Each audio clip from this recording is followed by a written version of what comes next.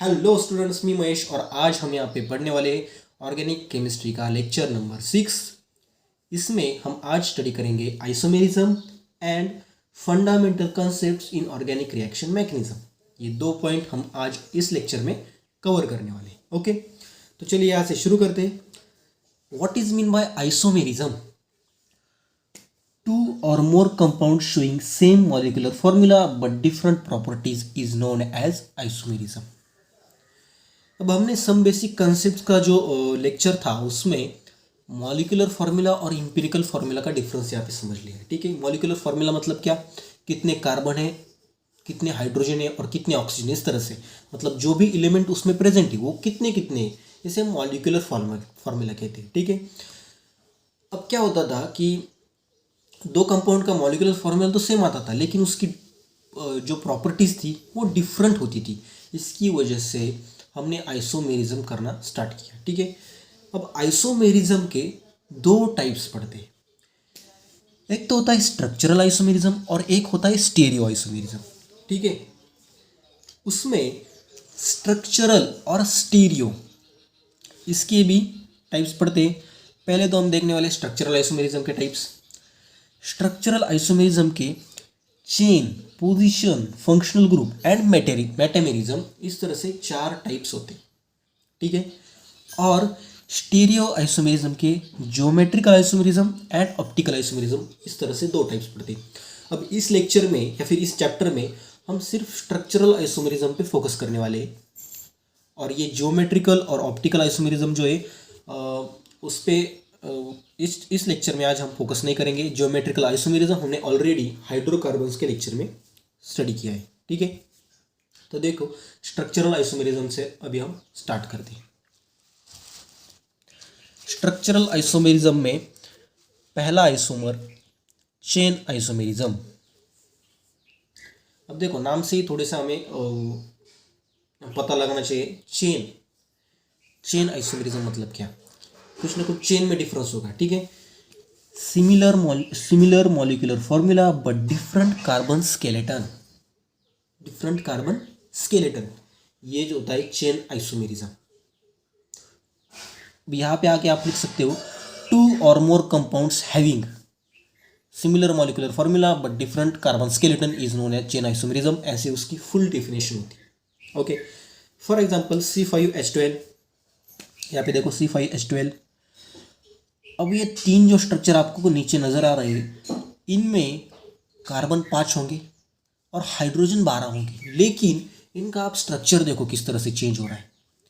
सिर्फ क्या हो रहा है, ये एक स्ट्रेट चेन है एकदम, राइट, स्ट्रेट चेन। यहाँ पे देखो एक ब्रांच हमने यहाँ पे ऐड कर दी, यहाँ पे देखो दो ब्रांचेस हमने यहाँ पे ऐड कर दी। ठीक है, तो सिर्फ इतना डिफरेंस उनमें है। C5H12 यहाँ पे देखो कितने कार्बन है, 1 2 3 4 5 और हाइड्रोजन 12। सिर्फ हमने क्या किया इस स्ट्रक्चर में, एक जो CH3 था वो ऊपर लगा दिया, बाकी का वैसे का वैसा, कार्बन भी 5 है और हाइड्रोजन भी 12 है। चाहे तो आप इसे काउंट करके देख सकते हो। यहाँ पे भी वैसा ही है, ये जो हाइड्रोजन था ये यहाँ पे नीचे लगा दिया, तो इस तरह का स्ट्रक्चर यहाँ पे प्रिपेयर हुआ। तो इसे हम क्या कहते हैं, इसे हम कहते हैं चेन आइसोमेरिज्म। अब आपको मल्टीपल चॉइस क्वेश्चन में पूछा जा सकता है कि नीचे दिए गए स्ट्रक्चर्स में से कौन सा स्ट्रक्चर चेन आइसोमेरिज्म दिखा रहा है, ऐसा क्वेश्चन आपको पूछा जा सकता है। ठीक है, तो आपको क्या करना है, सिंपल ऊपर जो आपको एक क्वेश्चन में जो स्ट्रक्चर दिया हुआ है उसका मॉलिक्यूलर फार्मूला और नीचे का मॉलिक्यूलर फार्मूला आपको मैच करनी। ठीक है, इतना होने के बाद जिस स्ट्रक्चर में सिर्फ ब्रांचेस का डिफरेंस हो, देखो सिंपल ब्रांचेस का मतलब देखो ये थी स्ट्रेट चेन, सिर्फ कार्बन इधर से उधर कर दिया, ऐसा अगर किसी स्ट्रक्चर में दिया हो तो वही आपका चेन आइसोमेरिज्म का आंसर होगा। ठीक है, तो ऐसे हम चेन आइसोमेरिज्म करते हैं। एक एग्जांपल हम यहाँ पे ले सकते हैं। फॉर एग्जांपल ये था C5H12, तो मैं यहाँ पे लेता हूँ C6H14। ठीक है, अब यहाँ पे मैं हाइड्रोजन नहीं दिखाने वाला, सिर्फ यहाँ पे कार्बन आपको दिखाता हूँ। यहाँ पे 6 कार्बन मैंने इस तरह से लगाए, 1 2 3 4 5 और 6, ये 6 कार्बन यहाँ पे मैंने लगा दिए। ये हो गया फर्स्ट स्ट्रक्चर। अब हाइड्रोजन आप कंसिडर कर लेना, ये हो गया फर्स्ट स्ट्रक्चर। इसी का अगर मैं चेन आइसोमर की तरह और एक स्ट्रक्चर कर सकता हूँ क्या? हाँ बिल्कुल कर सकता हूँ। मैं एक कार्बन, ये जो कार्बन है इसे सिर्फ यहाँ पे लगा दूंगा, बाकी का वैसा। कितने कार्बन हुए? ये 5 कार्बन मैंने एक लाइन में लगा दिए और एक जो कार्बन बचा हुआ था उसे मैंने नीचे लगा दिया। ये भी इसका आंसर हो सकता है। और हम इसे कर सकते, ये जो कार्बन है फिर से मैं यहाँ पे लगा दूंगा। यहाँ पे मैंने 4 कार्बन यहाँ पे ऐसे रखे, यहाँ पे एक कार्बन और यहाँ पे एक कार्बन ऐसे लगा दिया। और भी इसे चेंजेस मैं कर सकता हूँ, ये कार्बन भी यहाँ पे लगा देख सकता हूँ। मतलब ऐसे बहुत सारे स्ट्रक्चर हम यहाँ पे कर सकते हैं। देखो ये 1 2 3 4, यहाँ पे एक कार्बन, यहाँ पे एक कार्बन, हाइड्रोजन आप खुद से कंसिडर वहाँ पे कर लेना। तो ऐसे मतलब कार्बन हमने चेंज नहीं किया, हाइड्रोजन हमने चेंज नहीं किया, सिर्फ हमने ब्रांचेस इधर से उधर ऐसे कर करके हमने चेन आइसोमेरिज्म हम यहाँ पे कर सकते हैं। ये हो जाएगा उसका एग्जाम्पल। देन नेक्स्ट कौन सा था हमारा? Position isomerism. यहाँ पे देखो पोजीशन आइसोमेरिज्म, ये सभी के सभी आइसोमेरिज्म जो है ना आपको नाम से समझ में आनी चाहिए। अब जब हम ये पूरा पढ़ेंगे तो आपको नाम से भी अच्छे से ये समझ में आ जाएगा। अब second position isomerism, differ in position. अब ये आगे आप रख देना, ये मैंने पूरी डेफिनेशन यहाँ पे नहीं लिखी है, लेकिन आपको अगर पूरी डेफिनेशन लिखनी है तो आप बुक में जाकर देख सकते हैं, या फिर यहाँ पे सिर्फ क्या करना है आपको, two or more compounds differ in position of, या फिर two or more compound showing difference in position of substituent or functional group on the carbon skeleton is known as position isomerism. Okay, अब यहाँ पे उन्होंने क्या बताया है कि सिर्फ यहाँ पे सब्सटेंट की पोजीशन या फिर फंक्शनल ग्रुप की पोजीशन चेंज हो रही है, इसलिए इसे पोजीशन आइसोमेरिज्म कहते हैं। फॉर एग्जांपल C3H8O, ठीक है, 3 कार्बन 8 हाइड्रोजन और 1 ऑक्सीजन, मॉलिक्यूलर फॉर्मूला सेम रहेगा, सिर्फ पोजीशन चेंज होने वाली है। अब हमने IUPAC नॉमेनक्लेचर लास्ट लेक्चर में पढ़ा है, लेक्चर नंबर 4 में, ठीक है। तो ये क्या स्ट्रक्चर, प्रोपेन 1 OL का ये स्ट्रक्चर है और ये प्रोपेन 2 OL का स्ट्रक्चर है। अब मुझे यहाँ पे बताओ, दोनों में कार्बन तो 3 ही है, हाइड्रोजन 8 है और ऑक्सीजन तो दोनों में ही 1 है, सिर्फ ये जो OH की पोजीशन है वो चेंज हुई है। यहाँ पे फर्स्ट नंबर पे OH है और यहाँ पे सेकंड कार्बन पे OH है, ठीक है। सिर्फ पोजीशन चेंज हुई है, उसे हम क्या कहते हैं? Position isomerism. सिंपल सा क्वेश्चन था यहाँ पे, ओके। इसे हम क्या कहते हैं? Position isomerism. ये हो जाएगा उसका एग्जाम्पल। इस तरह से हम पोजीशन आइसोमेरिज्म निकाल सकते हैं। अब यहाँ पर पोजीशन आइसोमेरिज्म का एक एग्जाम्पल देख लो। यहाँ पे देखो ब्रोमोब्यूटेन है 1 2 3 4 4 कार्बन और यहाँ पे ब्रोमीन है। अब इसका मैं पोजीशन आइसोमेरिज्म कर सकता हूँ कर सकता हूँ क्या? हाँ बिल्कुल कर सकता हूँ। देखो मैं कैसे करता हूँ। कार्बन वैसे के वैसे हमने रखे, CH3 CH2 CH2, यहाँ पे 2 नहीं आएगा, यहाँ पे CH3, 4 कार्बन हो गए और यहाँ पे मैंने ब्रोमीन को ऐड कर दिया। सिर्फ यहाँ पे मैंने क्या किया है, फर्स्ट पोजीशन को ब्रोमीन था, हमने उसे सेकंड पोजीशन पे कर दिया, सिर्फ पोजीशन चेंज की, इसलिए हो गया पोजीशन आइसोमेरिज्म। ये हो गया इसका एग्जाम्पल, ठीक है। इसका नाम क्या होगा? 1 ब्रोमोब्यूटेन। इसका नाम क्या होगा? 2 ब्रोमोब्यूटेन। ओनली पोजीशन यहाँ पे चेंज हो गई। ये हो जाएगा position isomerism. Then next functional group isomerism. यहाँ पे आगे लिख सकते हो आप, 2 or more compound showing same molecular formula but different functional groups is known as functional group isomerism. Compounds क्या करते हैं, कंपाउंड डिफरेंट कंपाउंड्स हैं, उनका मॉलिक्यूलर फॉर्मूला तो सेम होता है लेकिन फंक्शनल ग्रुप उनमें डिफरेंट होता है, उन्हें हम फंक्शनल ग्रुप आइसोमेरिज्म कहते हैं। For example C3H6O। अब यहाँ पे 2 स्ट्रक्चर देख लो। अब आपको ये स्ट्रक्चर देख के आपको फंक्शनल ग्रुप कौन सा होगा ये समझ में आना चाहिए, ठीक है। हमने 4th लेक्चर में जो चार्ट पढ़ा है वो चार्ट आप याद रखो। मैंने हर एक लेक्चर में मैंने ये समझाया है कि वो चार्ट इंपॉर्टेंट है। अभी आपको 11th में नहीं लेकिन 12th स्टैंडर्ड में जब आप एक एक चैप्टर उसका स्टडी करोगे तो वहाँ पे भी आपको वो हेल्पफुल होगा, ठीक है। तो वो चार्ट आप याद रखो। अभी आप ही देखो, मेरे को बताओ ये कौन सा फंक्शनल ग्रुप है? ONE को देख के आपको समझ में आना चाहिए, ONE कीटोन है, ठीक है। और AL फॉर ये कौन सा फंक्शनल ग्रुप है? ये होता है अल्डिहाइड। अब हम आते हैं हमारे फंक्शनल ग्रुप आइसोमेरिज्म की तरफ। देखो यहाँ पे 3 कार्बन है, 1 2 3। यहाँ पे कितने कार्बन है? 1 2 3, 3 कार्बन है। हाइड्रोजन कितने यहाँ पे? 6 हाइड्रोजन। यहाँ पे भी 6 हाइड्रोजन। यहाँ पे एक ऑक्सीजन, यहाँ पे भी एक ऑक्सीजन। लेकिन फंक्शनल ग्रुप दोनों में डिफरेंट है, इसे हम कहते हैं फंक्शनल ग्रुप आइसोमेरिज्म। ओके, अब इसी का फंक्शनल ग्रुप आइसोमेरिज्म का हम एक और एग्जांपल यहाँ पे ले सकते हैं। यहाँ पे देखो CH3CH2CH2OH, ये क्या हो गया? अल्कोहल। ये ठीक है, ये अल्कोहल है। अब इसका मैं फंक्शनल ग्रुप आइसोमेरिज्म की तरह एक और आइसोमर लिख सकता हूँ क्या? बिल्कुल लिख सकता हूँ।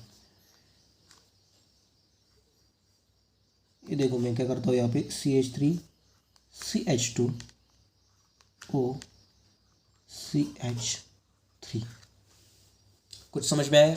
मैंने क्या किया है, सिर्फ ये कार्बन यहाँ पे लगा दिया।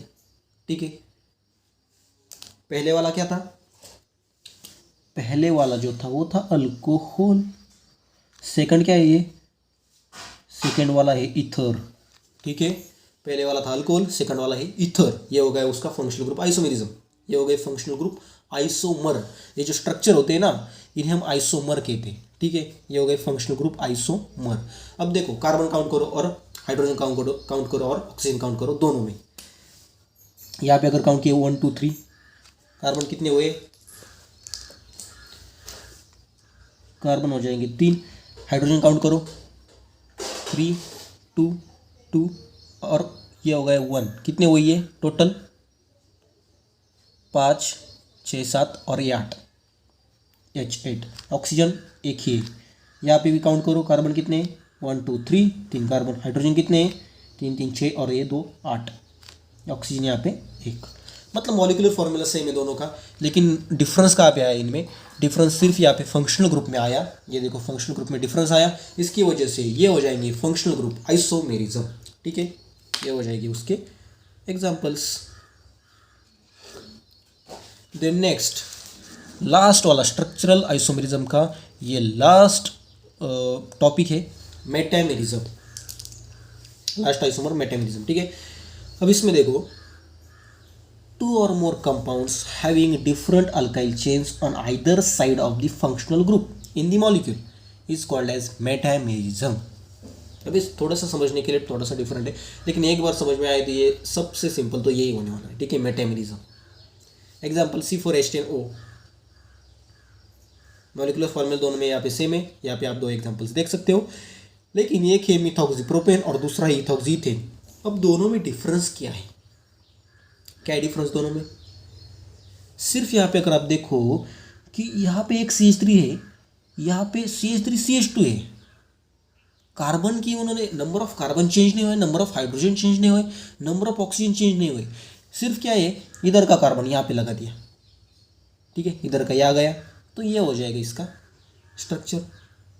आपको ये बात समझ में आ रही ना? यहाँ पे देखो ऑक्सीजन के एक साइड पे 3 कार्बन थे, एक साइड पे 1 कार्बन है। लेकिन अगर इसका हम आइसोमर करें तो सेकंड स्ट्रक्चर में ऑक्सीजन के 2 साइड पे 2 2 कार्बन है। सिर्फ ऐसा, सिर्फ साइड से चेंज हुए। ठीक है, तो ऐसे जो भी स्ट्रक्चर होंगे उन्हें हम मेटामर्स कहेंगे, और ऐसे आइसोमेरिज्म को मेटामेरिज्म कहेंगे। ठीक है, ना तो फंक्शनल ग्रुप चेंज हुआ, ना तो पोजीशन ब्रांच की पोजीशन चेंज हुई। ठीक है, यहाँ पे सिर्फ क्या हो रहा है, इधर का कार्बन उधर, उधर का कार्बन इधर, ऐसा हो रहा है। ठीक है, तो इन्हें हम क्या कहेंगे? मेटामेरिज्म। अब इस मेटामेरिज्म का और एक एग्जांपल है, देख लो। देखो ये एग्जांपल है, ये कीटोन है, राइट। अब मैं क्या करने वाला हूँ, इस कीटोन के ये जो कीटो ग्रुप है, यहाँ पे 1 कार्बन है, यहाँ पे 3 कार्बन है। सिर्फ मैं ये वाला कार्बन यहाँ पे रख दूंगा तो ये हो जाएगा उसका मेटामर, राइट। क्या करने वाला हूँ मैं, ये कार्बोनिल यहाँ पे वैसे के वैसे मैंने लिखा। अब यहाँ पे 1 कार्बन था ना, मैं और एक ऐड कर देता हूँ।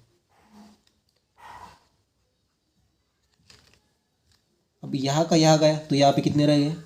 सिर्फ 2, CH2CH3। तो ये हो जाएगा उसका एग्जाम्पल। ठीक है ना, सिर्फ कार्बन इधर का इधर करना है, कोई बाहर से कार्बन ऐड भी नहीं करना है और कोई एलिमिनेट भी नहीं करना है। सिर्फ यहाँ का कार्बन यहाँ पे कर दिया तो ये हो जाएगा मेटामर। Right, metamerism. तो इस तरह से हम इसके एग्जांपल्स कर सकते हैं।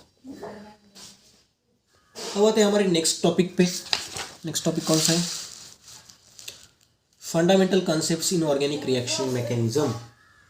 इसमें हम पढ़ने वाले जो ऑर्गेनिक रिएक्शन में बेसिक बेसिक चीज़ें होती है जो हर एक ऑर्गेनिक रिएक्शन में पाई जाती है, राइट। तो वो सारी बेसिक चीज़ें हम यहाँ पे स्टडी करने वाले हैं।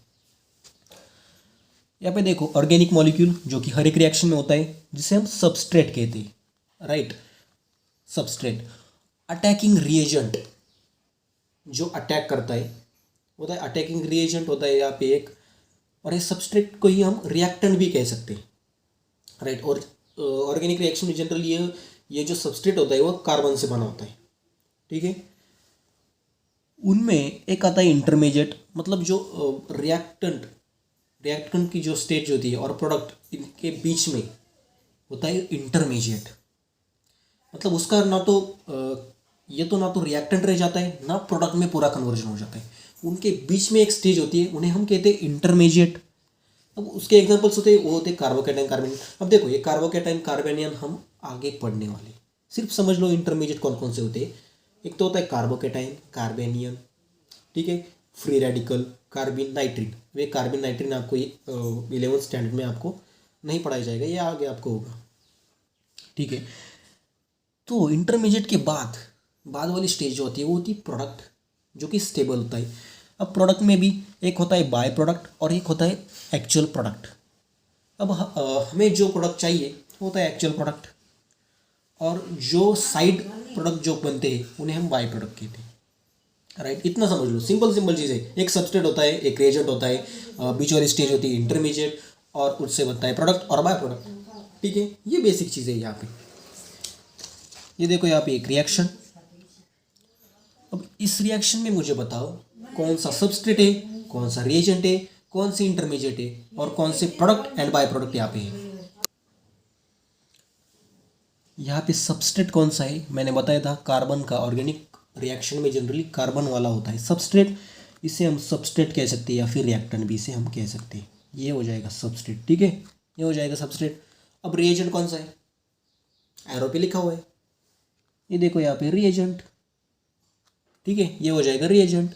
अब इंटरमीडिएट मैंने पहले ही बता दिया, कार्बोकेटाइन, ठीक है, बीच वाला। ये जो है इसे हम इंटरमीडिएट कहते हैं, इंटरमीडिएट, ठीक है। इसे हम ब्रैकेट में इस तरह से लिखते हैं। ये KOH फिर से अटैकिंग रिएजेंट। और अब बताओ इसमें प्रोडक्ट कौन सा है और बाय प्रोडक्ट कौन सा है। ये जो है ये होता है प्रोडक्ट, जो कि इम्पोर्टेंट है, और ये बाकी का जो बचा हुआ इसे हम कहते हैं बाय प्रोडक्ट, ओके।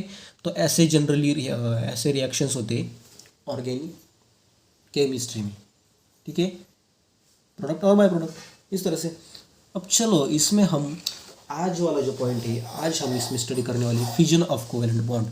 अभी हम सारी चीज़ें यहाँ पे पढ़ने वाले हैं, लेकिन नेक्स्ट लेक्चर में हम उसको डिस्कस करने वाले हैं। आज वाले लेक्चर में हम फ्यूजन ऑफ कोवेलेंट बॉन्ड पढ़ने वाले हैं। देखो, फ्यूजन क्या होता है और फ्यूजन क्या होता है। फ्यूजन मतलब जुड़ जाना, और फ्यूजन मतलब अलग हो जाना, ठीक है। फ्यूजन, फिजन, ठीक है, फिजन मतलब अलग हो जाना। अब किसी भी रिएक्शन में या तो बॉन्ड बनता है या फिर बॉन्ड ब्रेक होता है, या तो बॉन्ड मेकिंग होती है ना, या तो बॉन्ड बन जाता है या फिर बॉन्ड ब्रेक हो जाता है। अब इसमें हम बॉन्ड ब्रेकिंग के बारे में सीखने वाले हैं। अब बॉन्ड ब्रेकिंग दो तरह से हो सकती है, एक तो हेटेरोलाइटिक क्लीवेज हो सकता है, और एक तो होमोलाइटिक क्लीवेज यहाँ पे हो सकता है। हेटेरोलाइटिक क्लीवेज मतलब क्या, हेटेरोलाइटिक क्लीवेज मतलब जो कि बॉन्ड की इलेक्ट्रॉन, देखो यहाँ पे आपको एक बात तो पता है ना, कोवेलेंट बॉन्ड में 2 इलेक्ट्रॉन होते हैं जनरली। ये देखो, कोवेलेंट बॉन्ड में 2 इलेक्ट्रॉन होते हैं। अब ये 2 इलेक्ट्रॉन किस किस के होते हैं, एक स्पीसीज के 1 इलेक्ट्रॉन और दूसरे एलिमेंट का दूसरा इलेक्ट्रॉन, ठीक है। एक एटम का 1 इलेक्ट्रॉन और दूसरे एटम का दूसरा इलेक्ट्रॉन। अब ये 2 इलेक्ट्रॉन किसके पास जाएंगे, बॉन्ड ब्रेक हुआ, ठीक है, ये बॉन्ड ब्रेक होने वाला है। अब ये जो 2 इलेक्ट्रॉन है या तो इस स्पीसीज के पास जाएंगे या तो इस स्पीसीज के पास जाएंगे। अब ये ब्रेकिंग 2 तरह से होती है, एक तो होता है हेटेरोलाइटिक और एक तो होता है होमोलाइटिक। अब हेटेरोलाइटिक में क्या होता है कि ये जो दो इलेक्ट्रॉन है इस बॉन्ड में, ये एक ही स्पीसीज के ऊपर जाते हैं, एक ही स्पीसीज के ऊपर जाते हैं। इसे हम कहते हैं हेटेरोलाइटिक क्लीवेज। अब मुझे बताओ, अगर ये दो एटम्स है यहाँ पे और मैंने अगर इस स्पीसीज के ऊपर इलेक्ट्रॉन दे दिए, ठीक है, ये स्पीसीज के ऊपर अगर इलेक्ट्रॉन गए तो इसमें इलेक्ट्रॉन की जो नंबर है, इलेक्ट्रॉन का नंबर है वो बढ़ जाएगा। तो इसमें चार्ज कौन सा आएगा? इलेक्ट्रॉन का नंबर बढ़ा तो चार्ज आएगा निगेटिव। और इसमें अगर इलेक्ट्रॉन का नंबर, देखो ये बॉन्ड इस तरह से ब्रेक हुआ तो इसमें इलेक्ट्रॉन नहीं बचे, मतलब इसमें इलेक्ट्रॉन की वैकेंसी है, राइट, इलेक्ट्रॉन की वैकेंसी है, तो इसमें आ जाएगा पॉजिटिव चार्ज। ओके, सिंपल सी चीज़ है, यहाँ पे आप समझ लो। इलेक्ट्रॉन अगर एक्स्ट्रा हुए तो निगेटिव चार्ज आता है, और इलेक्ट्रॉन अगर कम हुए तो पॉजिटिव चार्ज आता है, राइट। एक तो निगेटिव और पॉजिटिव, इतना समझ लो। और ऐसी रिएक्शन होती है हेटेरोलाइटिक क्लीवेज में। अब होमोलाइटिक क्लीवेज में कौन सी रिएक्शन होने वाली है वो हम नेक्स्ट पढ़ने वाले, ठीक है। तो देखो यहाँ पे बॉन्ड इस तरह से ब्रेक हुआ, बॉन्ड ब्रेकिंग भी आप समझ लो ना, ऐसा एरो जिस तरह पे वहाँ पे इलेक्ट्रॉन गए ही, ठीक है, एरो इस तरह पे ना तो इलेक्ट्रॉन वहाँ पे गए, तो इस कार्बन पे पॉजिटिव चार्ज आता है, ठीक है, और ब्रोमीन पे निगेटिव। अब अगर बॉन्ड ऐसे ब्रेक हुआ तो कार्बन पे निगेटिव और Z प्लस। देखो अब एक कार्बन पे पॉजिटिव और कार्बन पे निगेटिव, इसके भी दो इंटरमीडिएट्स के दो टाइप्स पड़ते हैं, ठीक है। एक तो होता है कार्बोकैटाइन और एक होता है कार्बेनियन। अब एक कार्बोकैटाइन और कार्बेनियन क्या होते हैं? जिस कार्बन पे पॉजिटिव चार्ज है उन्हें हम कार्बोकैटाइन कहते हैं, और जिस कार्बन पे निगेटिव चार्ज है उसे हम कार्बेनियन कहते हैं, राइट। पॉजिटिव चार्ज जिस कार्बन पे हमें नजर आया उसे हम सीधे सीधे कार्बोकैटाइन कहेंगे, और जिस कार्बन पे हमें निगेटिव चार्ज नजर आया उन्हें हम कार्बेनियन कहेंगे। अब ये दोनों क्या होते हैं? ये दोनों होते हैं इंटरमीडिएट, ठीक है, किसी भी रिएक्शन में ये होते हैं इंटरमीडिएट। यहाँ पे आप स्ट्रक्चर देख सकते हो, ये पूरा का पूरा प्लेनार स्ट्रक्चर आपको यहाँ पे नजर आएगा। ये इस तरह से ये होता है प्लेनार स्ट्रक्चर, ठीक है, जहाँ पे कार्बन पॉजिटिव और एक कार्बन निगेटिव, इस पर एक लोन पेयर है, एक्स्ट्रा इलेक्ट्रॉन इस पर आ गए, इसलिए इसे कार्बेनियन कहा गया है। ओके, अब इस कार्बोकैटायन और कार्बेनियन की स्टेबिलिटी का अगर हम बात करें तो यहाँ पे नीचे देखो, CH3 प्लस उससे ज़्यादा स्टेबल होता है CH3 CH2 प्लस, उससे ज़्यादा CH3 ट्वाइस CH प्लस, उससे ज़्यादा CH3 थ्राइस C प्लस। अब देखो ये स्टेबल क्यों होते, इसका रीज़न हम जो नेक्स्ट लेक्चर हमारा होगा उसमें हम इंडक्टिव इफेक्ट पढ़ने वाले, उस पर ये देखने वाले। इंडक्टिव इफेक्ट और हाइपर कॉन्जुगेशन की इफेक्ट की वजह से ये स्टेबिलिटी इस तरह से होती है। अभी इस लेक्चर में हमें प्राइमरी कार्बन क्या होता है, सेकेंडरी कार्बन क्या होता है और टर्शियरी कार्बन क्या होता है ये पढ़ना है, ठीक है। Primary, secondary and tertiary carbocation. यहाँ पे देखो, जो भी कार्बोकैटाइन किसी एक कार्बन से अटैच हो उसे हम प्राइमरी कार्बोकैटाइन कहते हैं। सिर्फ एक ही कार्बन से वो अटैच होता है, बाकी के उसमें क्या लगे होते हैं, बाकी के होते हैं उसमें हाइड्रोजन, ओके, इसे हम प्राइमरी कार्बोकैटाइन कहते हैं। कोई भी कार्बन किसी दो कार्बन से अटैच हो, यहाँ पे मैं प्राइमरी लिख देता हूँ, प्राइमरी, कोई भी कार्बन किन्हीं दो कार्बन से अटैच हो, किन्हीं दो कार्बन से अटैच हो उसे हम सेकेंडरी कार्बोकैटाइन कहते हैं, ठीक है। ये कार्बन दो कार्बन से अटैच है इसलिए इसे हम सेकेंडरी कार्बोकैटाइन कहते हैं। देन कोई भी कार्बन किन्हीं तीन कार्बन से अटैच हो, कोई भी कार्बन या फिर कार्बोकैटाइन किन्हीं तीन कार्बन से अटैच हो तो उसे हम टर्शियरी कार्बोकैटाइन कहते हैं, उसे हम क्या कहते हैं, टर्शियरी कार्बोकैटाइन। अब कार्बोकैटाइन की अगर स्टेबिलिटी हम देखें तो प्राइमरी से ज़्यादा स्टेबल होता है सेकेंडरी, और सेकेंडरी से ज़्यादा स्टेबल होता है टर्शियरी कार्बोकैटाइन, ठीक है। यहाँ तक आपको समझ में आया? ये होती है कार्बोकैटाइन की स्टेबिलिटी। अब इसके एग्जैक्टली अपोजिट होती है कार्बेनियन की स्टेबिलिटी। कार्बेनियन में एग्जैक्टली अपोजिट होता है, प्राइमरी ज़्यादा स्टेबल होता है सेकेंडरी से, सेकेंडरी ज़्यादा स्टेबल होता है टर्शियरी से, ठीक है। अब ये जो एग्जांपल मैंने लिए, यहाँ पे अगर मैं सिर्फ क्या कर दूँ, मैं ये पॉजिटिव निकाल के अगर निगेटिव कर दूँ ना तो सीधे सीधे कार्बेनियन हो जाएगा, मैं सिंपल करता हूँ, आप अलग से लिख लेना। देखो ये कार्बेनियम हो गए,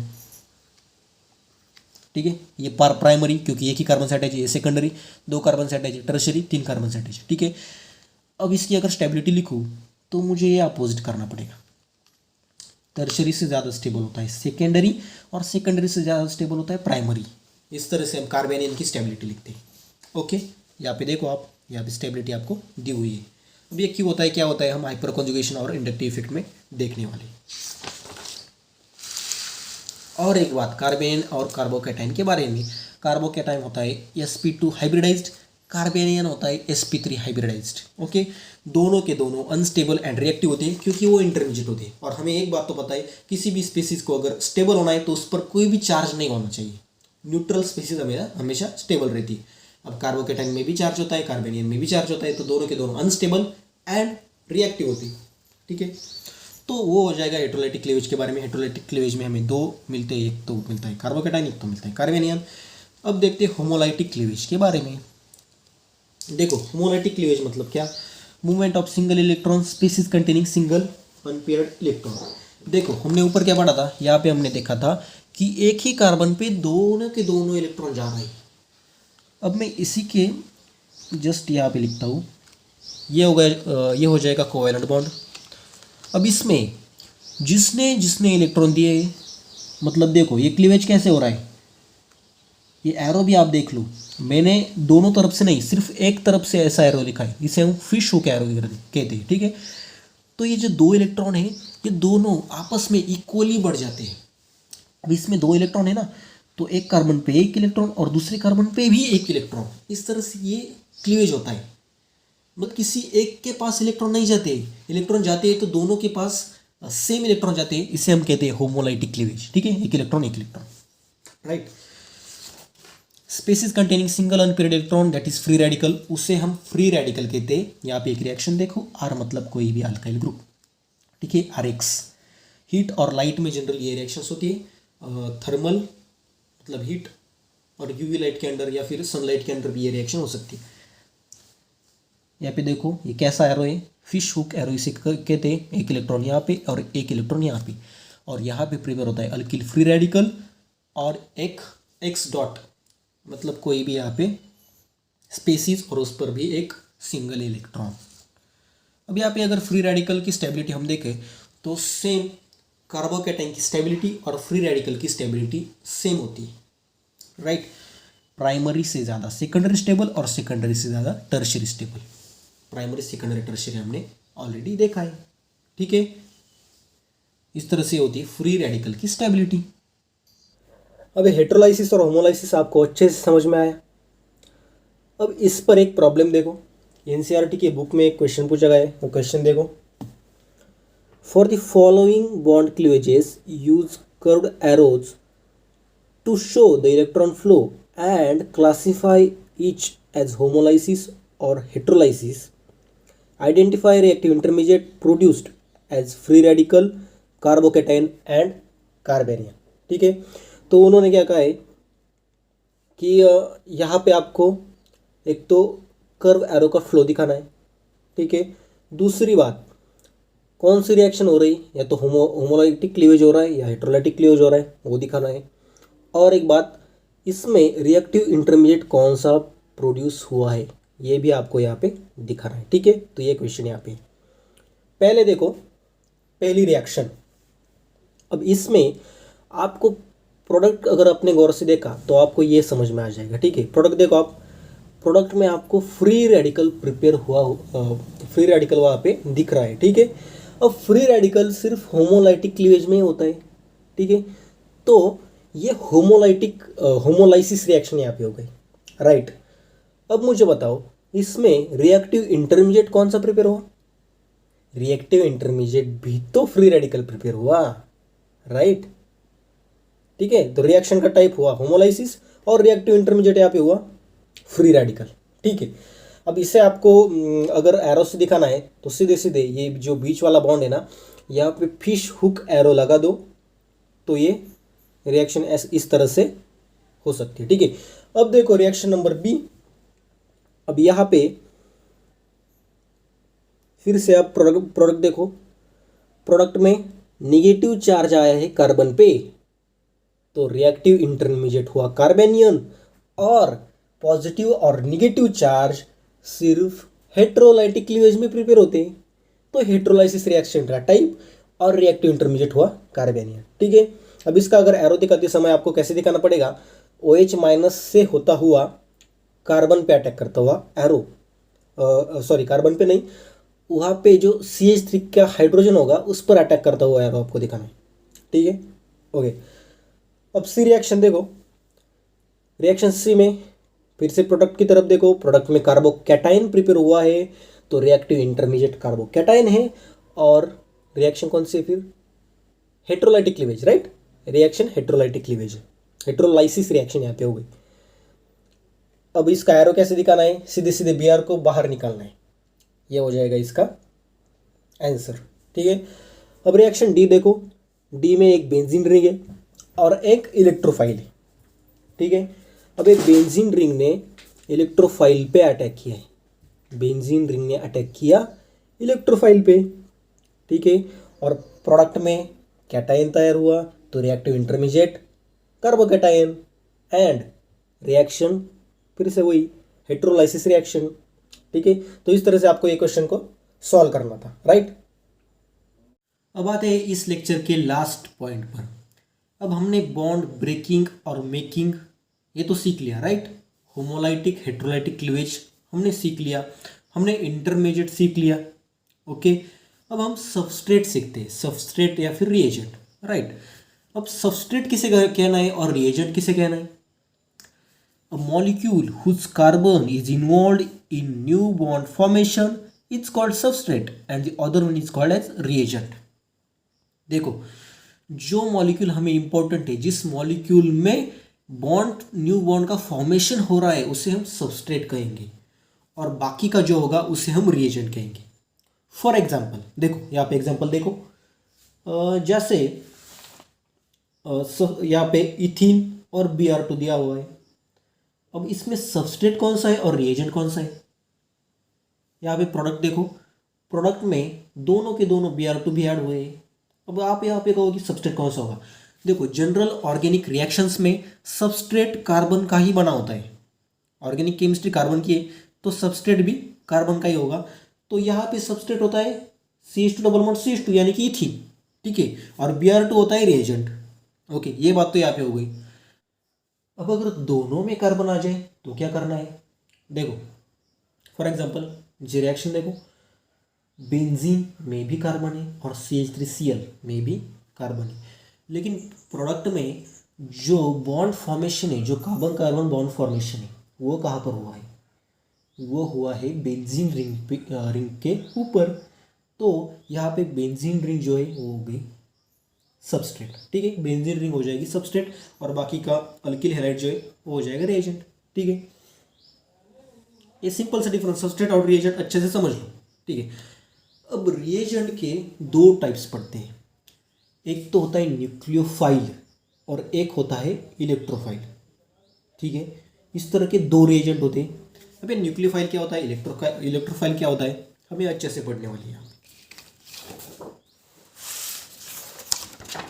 अब हम यहाँ पे स्टडी करते हैं इलेक्ट्रोफाइल एंड न्यूक्लियोफाइल। अब ये दोनों का नाम अच्छे से समझ लो।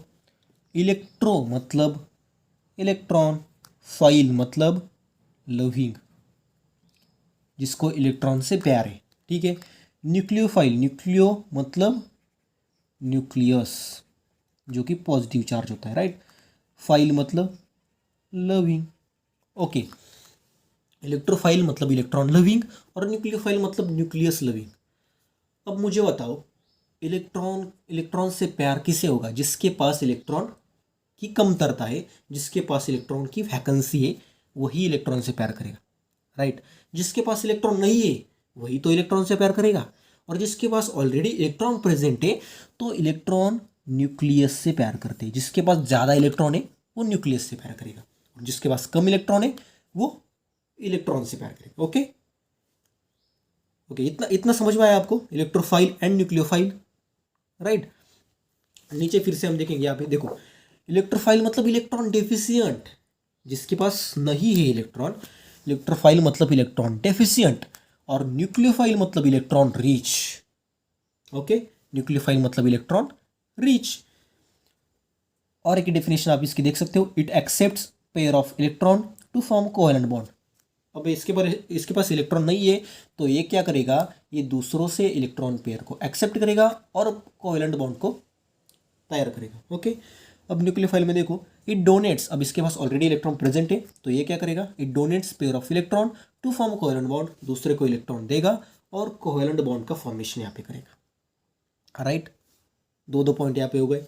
और एक पॉइंट, अब इलेक्ट्रोफाइल कैसे पहचाने और न्यूक्लियोफाइल कैसे पहचाने। इलेक्ट्रोफाइल जनरली होती है positively charged and neutral, nucleophile होते हैं निगेटिवली चार्ज्ड और न्यूट्रल।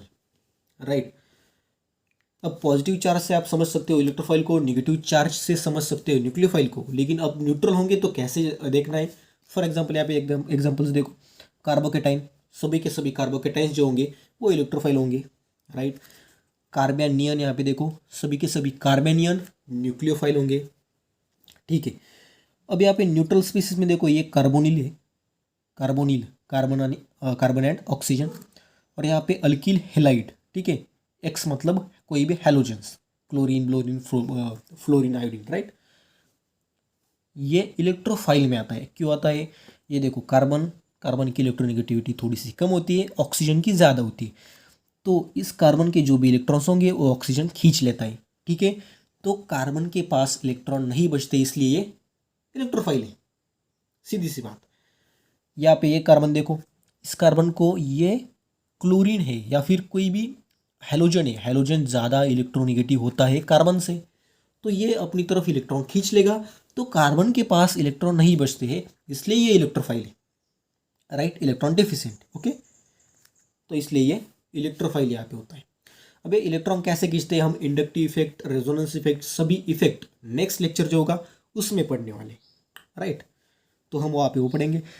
अब न्यूक्लियोफाइल के एग्जांपल्स देखो, निगेटिवली चार्ज में OH minus, Cn minus, R3 minus जो कि कार्बेनियन है। ओके, और न्यूट्रल स्पेसिस में देखो तो H2O, R3N, R2NH। अब दोनों में, न्यूट्रल स्पेसिस में दोनों में डिफरेंस अगर आपने देखा, तो न्यूक्लियोफाइल में जो न्यूट्रल स्पेसिस होती है उसके ऊपर लोन पेयर होते हैं। ऑक्सीजन पे देखो लोन पेयर जो डोनेट करते, ठीक है ना, नाइट्रोजन पे देखो लोन पेयर है जो डोनेट करेगा। राइट, तो ये डिफरेंस इसमें होता है इलेक्ट्रोफाइल में और न्यूक्लियोफाइल में। अब आप अगर चाहो तो इसमें और पॉइंट ऐड कर सकते हो। ठीक है, तो इलेक्ट्रोफाइल जो होता है वो होता है लेविस एसिड, लेविस एसिड, और न्यूक्लियोफाइल होता है लेविस बेस।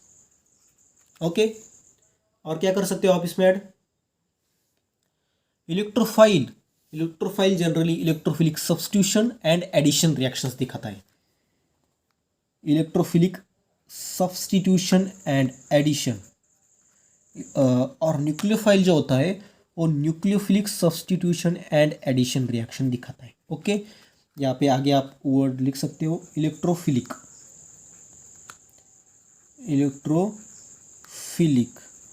और यहाँ पे लिख सकते हो ऑफ न्यूक्लियोफिलिक।